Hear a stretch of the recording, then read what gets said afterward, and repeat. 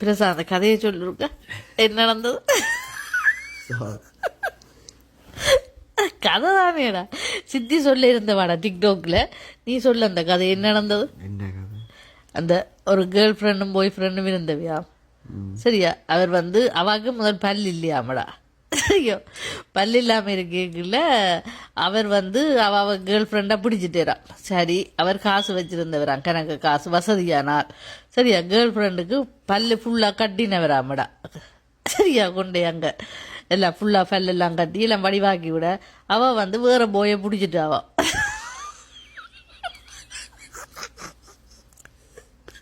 வேற போயை பிடிச்ச உடனே அவர் சொன்னான், கிம்மி மை பல்லு பேக். அவ என்ன செய்தாவாமடா, பல்ல கலட்டி எரிஞ்சு போட்டு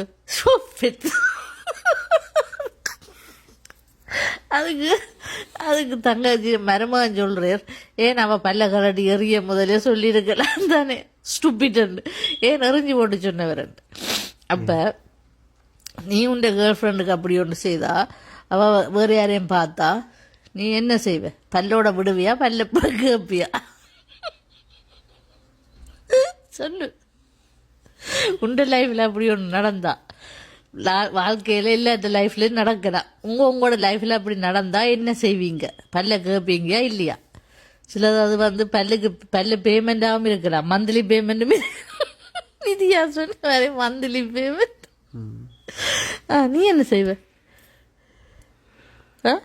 சோக்கே பல்லோட போண்டு விடுவியா, இல்லாடி பல்ல தாண்டு கேட்பியா? விடுவியா பல்லோட? ஆடா, அப்படி ஒரு நல்ல மனசா உனக்கு. சோஃபிட்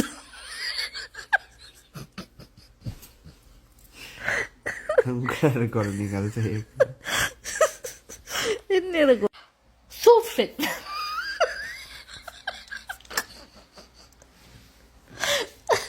பாருங்க மக்களே, இப்படி ஒன்று நடந்திருக்குது நாட்டில்.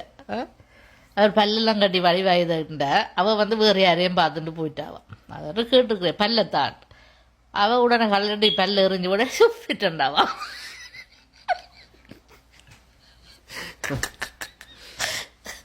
அப்ப எங்களோட தங்கச்சி தான் இந்த பகுதி சொன்னவா.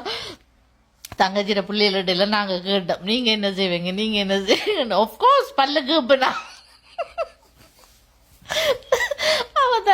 தண்டை காசுல பல்ல கட்டினா அவரோட போய் பல்லு காட்டுவாவான். அதனால பல்ல கேப்பேராவன். நீங்க என்ன செய்வீங்க மக்களே? இது எனக்கு ஒருக்கா சொல்லுங்க. பிரசாந்த் சொல்லிட்டான், விடுவன் பல்லோட என்று. ஆடா.